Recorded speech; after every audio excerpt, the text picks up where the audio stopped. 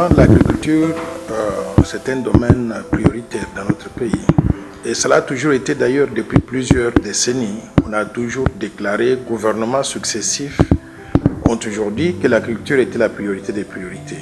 Mais on y a alloué très peu de moyens pour pouvoir développer ce secteur pourtant très vital pour assurer l'autosuffisance alimentaire, mais également un secteur qui est créateur de beaucoup d'emplois pour nos populations.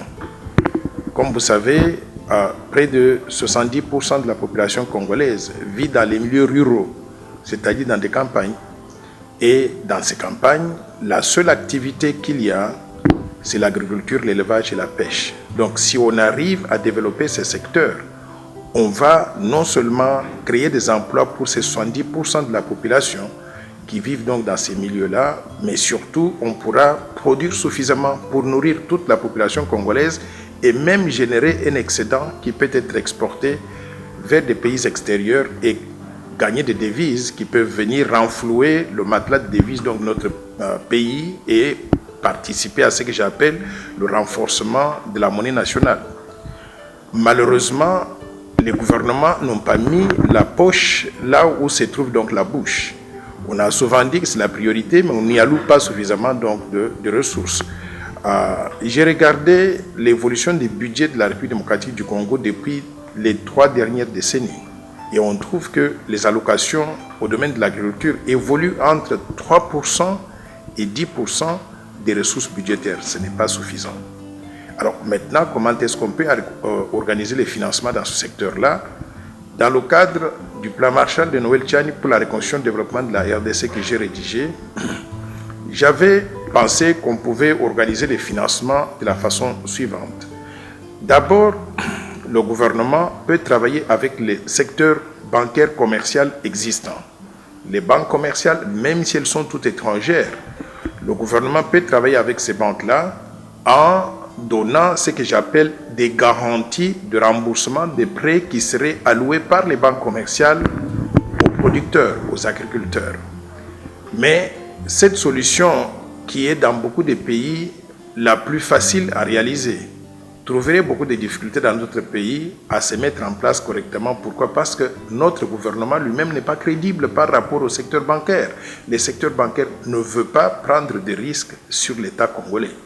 Donc, même si l'État congolais donne ses garanties aux banques commerciales pour pouvoir rembourser les prêts que ces banques commerciales auraient fait aux producteurs, ces banques commerciales vont évaluer est-ce que le gouvernement sera à mesure de pouvoir rembourser les prêts effectivement. Il se pose un problème, pourquoi? Parce que nos ressources budgétaires sont très limitées. Deuxième mécanisme qui peut être utilisé, c'est faire recours à ce qu'on appelle le secteur de la microfinance.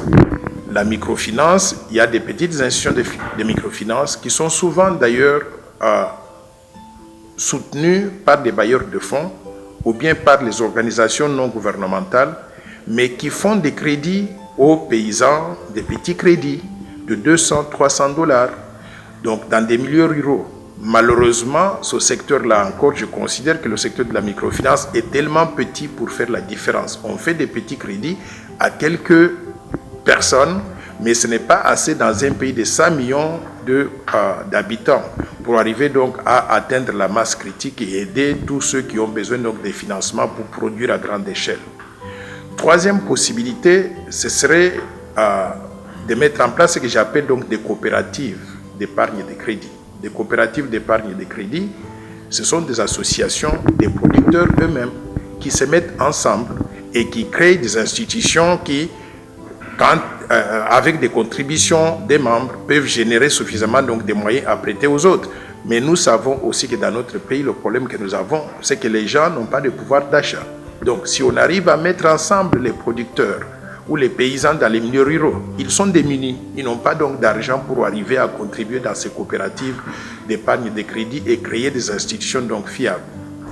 Troisième possibilité que moi je vois et que j'ai dû expérimenter dans d'autres pays, ce serait que l'État mette en place ce que j'appelle une banque nationale pour le développement de l'agriculture. Nous avons une banque similaire ici, mais notre banque pour le financement de l'agriculture n'a pas la solidité financière qu'il faut. Il faut qu'on puisse repenser la structure de cette banque-là pour lui donner des muscles suffisants, importants, pour qu'elle puisse avoir donc des moyens d'intervention donc pour soutenir les activités de financement agricole. Au Mali, par exemple, moi j'avais aidé à mettre en place une banque qu'on appelle la Banque nationale, la BNDEA, la Banque nationale pour le développement de l'agriculture, donc au Mali, la BNDEA. C'est une banque qui a été mise en place par l'État avec des actionnaires qui sont des bailleurs de fonds. L'Agence française de développement, et le KfW, donc les Allemands, on peut trouver des Canadiens, on peut trouver des Japonais, mettre ensemble des ressources avec tous ces bailleurs de fonds, faire une véritable banque pour le financement donc, de l'agriculture. Et cette banque-là, on peut mettre dans le conseil d'administration des bailleurs de fonds pour s'assurer que les ressources sont utilisées correctement et qu'il n'y a pas de détournement de fonds par nous, les Congolais, parce que nous sommes aussi notre propre problème. Donc la BNDEA, elle organise les financements, les campagnes de financement agricole en mettant des ressources à la disposition des agriculteurs au début donc, de la campagne pour qu'ils puissent acheter par exemple des engrais pour faire les champs, pour cultiver du coton, pour cultiver des cultures vivrières. Et une fois que ces agriculteurs ont reçu des préfinancements, après la production, il y a une compagnie qui récolte toutes les productions agricoles, qui remet des jetons aux producteurs, chacun en fonction de ce qu'il avait produit, des quantités qu'il vend, et la compagnie donc de commercialisation va vendre ses produits soit au Mali, soit dans la CEDEAO ou dans d'autres pays africains, ou même exporter donc vers les pays européens. Et une fois qu'on a récolté donc de recettes de vente, on rembourse les producteurs qui à leur tour aussi donc remboursent la banque qui avait financé la campagne avec des engrais ou bien avec des semences. Donc on peut organiser donc un mécanisme de ce genre-là pour arriver à mettre en place donc au Congo une véritable banque de financement de l'agriculture qui fonctionnerait avec des principes de l'art, des règles de l'art, parce que on pourrait enlever l'élément intervention de l'État en y mettant par exemple certains bailleurs de fonds qui pourraient avoir un œil regardant dans le conseil d'administration pour éviter qu'on ne puisse pas distribuer du crédit n'importe comment, même quand ça ne se justifie pas. Donc, avec ces combinaisons donc des choses, moi je pense que nous pouvons arriver à mettre en place un mécanisme important de financement de l'agriculture. Mais je voudrais aussi signaler une chose que j'ai dû, sur laquelle j'ai réfléchi dans le cadre donc, du plan Marshall de Noël-Tchad pour la reconstruction et le développement de la RDC. C'est de créer ce que j'appelle une véritable banque de développement. Banque de développement, c'est différent des banques commerciales. Pourquoi? Parce que les banques commerciales ne prennent pas des secteurs de risque dans certains secteurs qui sont supposés être très risqués ou bien porter beaucoup plus de risques, notamment le domaine de l'agriculture, de l'élevage ou de la pêche. Cette banque de développement serait, par exemple, pour arriver à la constituer, l'équivalent de ce qu'on a connu dans le passé, la SOFIDE, mais la SOFIDE était trop petite. Moi, je l'appelle la Banque internationale pour la reconstruction et le développement de la RDC, qui pourrait absorber les restes de la SOFIDE, qui pourrait absorber le fonds de promotion industrielle, et il y a une petite unité qu'on appelle la cellule d'appui aux petites et moyennes entreprises. On peut mettre tout ça ensemble, élargir le capital considérablement, y amener des bailleurs de fonds comme actionnaires, et en ce moment-là, cette banque pourra avoir des muscles financiers suffisants pour financer des grands projets dans des domaines différents.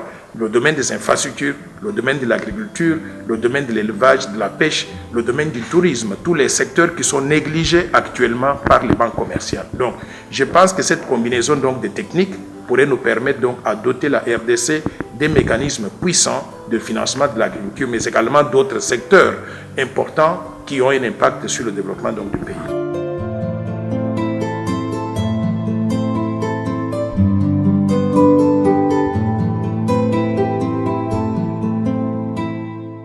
Moi, je dirais que notre pays aurait intérêt à mettre l'homme qu'il faut à la place qu'il faut. Aujourd'hui, nous avons besoin, par exemple, d'un gouvernement qui comprend ces choses-là et qui prend des initiatives. Les livres que j'ai publié des livres pour expliquer le plan Marshall, ce qui peut être fait pour arriver à mettre en place tous ces mécanismes pour financer des secteurs différents. Ces livres sont accessibles à tout le monde. Je les avais même remis à main propre au chef de l'État, au président de la République. Mais je peux vous assurer que pour quelqu'un qui prend un livre et qui le lit, il n'aura jamais les mêmes connaissances que l'auteur du livre elle-même. lui-même. Donc, ce sont des choses qui exigent une certaine expertise, une certaine formation de plusieurs années, et j'ai peur qu'on ne soit pas en mesure donc de le faire, sauf avoir des gens qui l'ont déjà fait et qui le font sur place et qui s'entourent d'autres personnes pour les entraîner, pour qu'il y ait ce que j'appelle donc renforcement des capacités au niveau du pays pour la suite.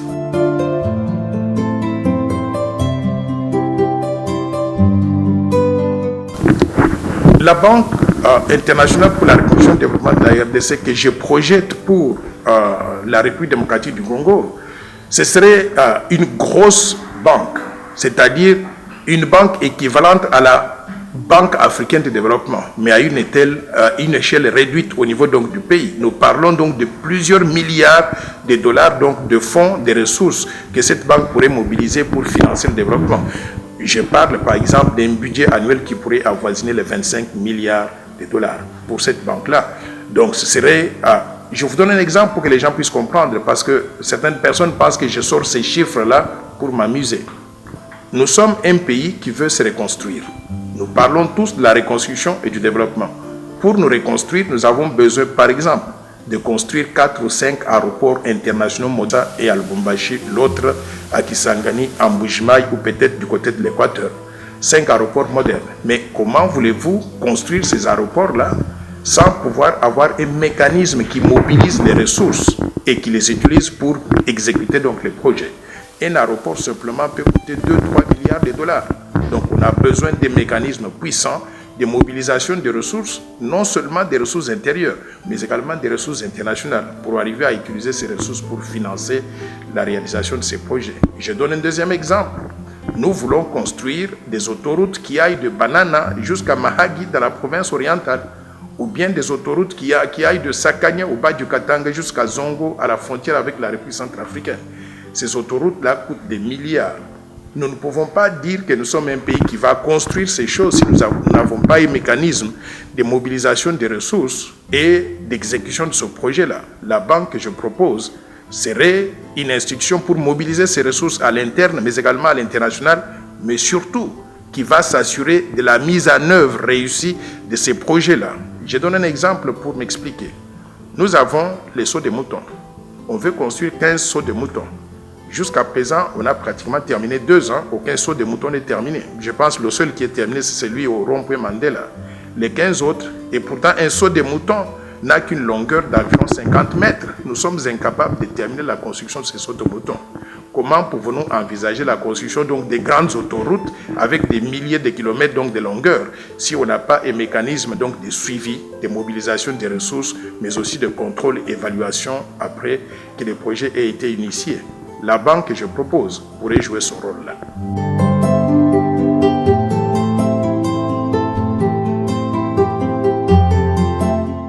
L'objectif pour l'agriculture, l'élevage et la pêche, ces secteurs-là sont tellement fondamentaux pour assurer ce que j'appelle d'abord l'autosuffisance alimentaire. Nous sommes capables de produire tout ce dont nous avons besoin pour notre consommation en République démocratique du Congo. Nous sommes capables de le faire. Moi, personnellement, je suis allé visiter, avec l'assistance d'ailleurs de monsieur le ministre de l'Agriculture, que je salue et que je trouve très bien, monsieur Kassonga. Il m'a donné des agriculteurs, des agronomes qui m'ont accompagné donc du côté des plateaux de Bateke. On est en train d'organiser pour que je puisse acheter des hectares de terre, beaucoup d'hectares, pour cultiver, mettre ça en exploitation. Il y a des gens qui ont des hectares de terre qui ne les utilisent pas, mais quand quelqu'un comme moi vient pour faire l'agriculture, on me demande beaucoup d'argent. Eux, ils n'ont rien dépensé pour arriver à avoir ces hectares-là. Ils sont juste nés là-bas et je suis né aussi en RDC, je suis congolais comme eux. Donc il faut qu'on trouve un mécanisme pour faciliter l'accès aux gens comme moi pour avoir ces hectares de terre-là. Maintenant, le rôle que l'agriculture doit jouer, c'est d'assurer l'autosuffisance alimentaire, produire plus en mécanisant ces activités. Une fois qu'on a produit, il ne faut pas simplement qu'on fasse l'agriculture comme nos parents le faisaient donc dans le temps.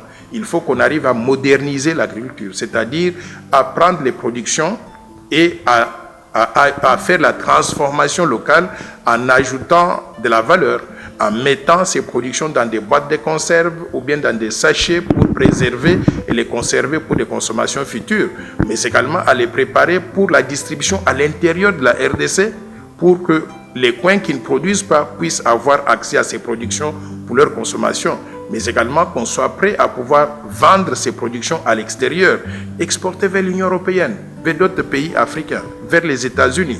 Je pense que ça peut créer beaucoup d'emplois pour les populations congolaises qui travaillent non seulement dans la chaîne de production, mais également dans la chaîne de transformation et dans la commercialisation aussi. Donc moi, je vois ce secteur-là comme étant la priorité des priorités. On peut oublier tout le reste, mais si on développe l'agriculture, l'élevage et la pêche, nous pouvons assurer donc des revenus pérennes à notre population et des emplois de qualité pour la grande majorité de la population qui vit dans les milieux ruraux. Beaucoup de personnes qui me suivent se demandent où est-ce que je trouve toutes ces idées que j'étale sur la place publique, non seulement dans le cadre du Grand Marché de Noël Tchad pour la reconstruction et le développement de la RDC, mais surtout pour réorganiser la monnaie congolaise, restructurer la banque centrale, restructurer le secteur financier pour doter le Congo des institutions financières qui répondent aux besoins du développement du pays. J'ai fait ces choses-là au fil des années. La première étape était d'aller à l'école. J'ai étudié, j'ai fait une maîtrise en économie à l'université de Liège. Je suis allé à Grenoble, j'ai fait un DESS, diplôme d'études supérieures spécialisé en gestion financière et fiscalité. Je suis allé à l'Institut supérieur de gestion à Paris pour faire des études en finance internationale, 3e cycle. Et je suis allé aux États-Unis faire MBA, Masters of Business Administration en banque et marché financier. J'ai étudié dans le Wall Street. Après avoir terminé ça, j'ai fait le doctorat en sciences économiques à l'Université de Paris 9 Dauphine, avec spécialisation en banque et finance, dans le cadre de mes études doctorales, avant d'aller à Harvard pour faire des études postdoctorales. À Paris, j'avais rédigé ma thèse de doctorat qui porte sur l'indépendance des banques centrales, l'obligation de rendre compte et l'incidence sur la politique monétaire. Application à la République démocratique du Congo, c'est-à-dire application à la Banque centrale du Congo. Que faire pour que la Banque centrale du Congo soit une banque centrale aussi bonne que la Banque centrale américaine, que la Banque centrale européenne, que la Banque de la Nouvelle-Zélande, ou bien la Banque d'Angleterre, ou bien la Banque du Canada. Voilà la thèse de doctorat que j'ai rédigée là-dessus. Ça fait 500 pages et j'ai fait des propositions concrètes pour arriver à restructurer notre banque centrale pour qu'elle devienne aussi bonne que d'autres banques centrales dans le monde. Après avoir terminé cette thèse, j'ai dû publier un livre au début qui s'intitulait « Vision pour une monnaie forte, plaidoyer pour une nouvelle politique monétaire au Congo ». Ce livre a été publié aux éditions de l'Harmattan à Paris. J'expliquais dans ce livre, publié en 2007, que faire pour que le franc congolais que vous voyez ici soit une monnaie aussi bonne que le dollar et l'euro. C'est possible. Nous sommes sur la même planète. Ce n'est pas acceptable que les Américains aient une monnaie crédible. Les Européens ont une monnaie crédible et nous, les Congolais, nous avons la monnaie des singes. Je me suis posé la question de savoir que faire pour que notre monnaie soit aussi bonne que les deux autres là. Après avoir publié ce livre, j'ai compris qu'on ne peut pas faire une monnaie si on n'a pas une banque centrale de qualité. L'année qui a suivi, basée sur les réactions des gens à cette première publication, j'ai rédigé un livre, malheureusement, il est seulement en anglais pour l'instant, qui s'intitule Building Credible Central Banks, Policy Lessons for Emerging Economies. Je l'ai publié aux éditions Palgrave Macmillan en Angleterre. Ici, il est question de savoir que faire pour bâtir une banque centrale crédible dans un pays comme la RDC. J'ai examiné les cas d'autres banques centrales, de la Banque centrale américaine, de la Banque centrale européenne, de la Banque du Canada, de la Banque d'Angleterre, de la Banque nationale suisse, de la Banque du Japon, et j'ai appliqué les leçons de ce qu'eux, ils ont fait chez eux pour appliquer cela à mon pays, la République démocratique du Congo. C'est là que je présente le modèle pour restructurer la Banque centrale du Congo pour qu'elle soit aussi bonne que d'autres banques centrales, parce que, vous voyez, là, je montre la Banque centrale du Congo et la monnaie qui pourrait sortir de là, après avoir tiré les leçons que d'autres pays ont dû faire, leçons d'expérience, en Amérique, aux États-Unis, dans d'autres pays. Et j'aime regarder certains pays africains, la BCAO, la Banque centrale d'Afrique du Sud, du Ghana, du Nigeria, et j'ai appliqué ces leçons à la Banque centrale du Congo et comment il faut la restructurer. Ça ne sert à rien d'avoir une banque centrale qui fonctionne simplement comme une caisse de l'État à laquelle on donne des ordres de pouvoir financer les déficits et qui n'a pas la possibilité de dire non. La meilleure leçon que j'ai apprise donc dans ce processus-là, je la tire de l'un de mes professeurs aux États-Unis, Paul Volcker, qui était le gouverneur de la Banque centrale américaine. Paul Volcker nous a dit que nous avons appris qu'il n'y a aucune bonne banque centrale dans le monde que celle qui est à mesure de dire non aux politiciens. Donc la meilleure leçon que j'ai tirée de cela, c'est qu'une banque centrale doit être autonome, elle doit être gérée par des personnes qui connaissent ce qu'ils font, qui ont étudié l'économie, les finances, qui sont des spécialistes dans ce secteur-là, surtout quand on est dans un pays émergent, et qui ont la capacité de communication pour expliquer à la population ce qu'ils font. Je voudrais donner un exemple important que notre banque centrale ne fait pas, et que ce qu'elle devait faire. Vous voyez, quand vous allez en Europe, l'Europe a comme monnaie, en France, la Belgique, les pays de l'Union européenne, ils ont comme monnaie l'euro. Si vous amenez des dollars là-bas, le dollar, c'est une monnaie crédible, c'est une monnaie stable, c'est une monnaie qui vient des États-Unis d'Amérique, une puissance américaine, une puissance mondiale. Mais quand vous amenez le dollar dans un pays comme la France, on vous regarde comme si vous étiez fou. Personne ne va prendre ça. Parce qu'ils ont fait pendant très longtemps le travail d'éduquer leur population pour que la population comprenne que la monnaie européenne, c'est l'euro, pas le dollar. Et on ne va pas accepter le dollar là-bas, même si c'est une monnaie stable et crédible en Amérique ou à travers le monde. Il y a des raisons pour ça. Quand vous allez aux États-Unis aussi, vous amenez l'euro, les Américains ne vont pas accepter l'euro, ils vont refuser. La population américaine a été dressée contre les monnaies étrangères. Il y a des raisons pour ça. C'est parce que quand on utilise une monnaie dans un pays, il y a beaucoup de bénéfices qui sortent donc de l'usage de cette monnaie-là. Ça s'appelle les revenus de seigneuriage. Pour imprimer la monnaie, on prend un papier, on y met des dessins, on met dans une machine, on tourne, il y a quelqu'un qui signe la monnaie et qui vous dit maintenant, cette monnaie vaut $1. $1, c'est 100 cents. Or, le coût de fabrication du billet de $1, c'est 10 cents. La différence entre 100 cents, la valeur faciale, et 10 cents, le coût de production, c'est le bénéfice que s'est fait le fabricant du dollar, donc les 90 cents là. Donc sur chaque billet de dollars que vous touchez, $1 que vous touchez, les revenus de seigneuriage ou le bénéfice qu'on transfère aux États-Unis, c'est 90 cents. Mais nous sommes un pays idiot pour arriver à accepter qu'on ait la dollarisation dans notre pays. Imaginez que nous avons par exemple 10 milliards de billets de $1 qui circulent en RDC. 90% de cela, ça veut dire 9 milliards de dollars.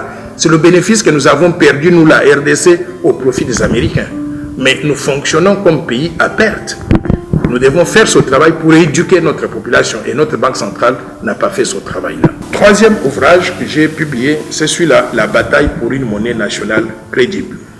Pourquoi la bataille? Vous voyez très bien ici, il y a des thèmes tels que la dollarisation, les banques, la gestion, la vision du pays, la politique monétaire, la dédollarisation. Donc, tout ça, ce sont des choses que nous devons mener collectivement. Je parle de la bataille parce que ce n'est pas quelque chose qu'un individu peut réaliser. Même le gouverneur de la Banque centrale tout seul ne peut pas réussir ça. Il faut qu'il amène toute la Banque centrale, qu'il amène tout le système financier, mais qu'il amène tout l'exécutif national, tous les parlementaires, tous les sénateurs, qu'ils comprennent que nous devons mener cette bataille-là pour que nous puissions maintenant entraîner toute la population à réussir ce combat de la dédollarisation. C'est ça que je présente dans ce livre-là et je présente surtout une stratégie pour développer le secteur financier. Un secteur financier au service du développement de la RDC. Le secteur financier que nous avons aujourd'hui, qui comprend 16 banques, toutes les banques étrangères, ce n'est pas bon pour nous. Ça ne va rien faire pour développer la RDC. Vous avez entendu pendant le procès du programme des 100 jours, M. Jamal retire 57 millions de dollars à la Robank et 10 millions de dollars se retrouvent au Liban. Personne n'a compris comment l'argent est arrivé là-bas. C'est parce que nous avons dans le secteur financier congolais des institutions qui travaillent contre la RDC, qui favorisent ce que j'appelle la fuite des capitaux. Nous devons changer ça pour avoir des banques véritablement congolaises qui travaillent en symbiose avec la Banque centrale pour délivrer au peuple congolais les produits et les services financiers dont on a besoin pour arriver à développer le pays. Donc ce livre, donc toutes ces idées-là pour réformer le secteur financier, réformer la monnaie, mettre fin à la dollarisation, avoir tout un programme de dédollarisation et promouvoir le développement économique. J'ai développé cela dans ce livre qu'on appelle La bataille pour une monnaie nationale crédible, qui est publié aux éditions des Boucs à Bruxelles. mais également d'autres recherches pour écrire le plan Marshall.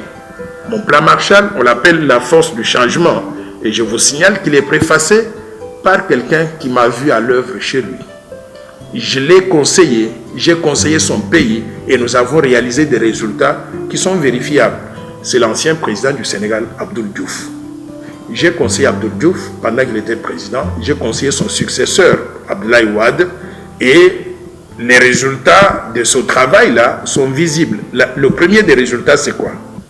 J'avais conseillé au Sénégal d'effacer l'endettement extérieur, d'éliminer tous les arriérés de la dette et de développer ce que j'appelle la notation par des agences de notation internationales.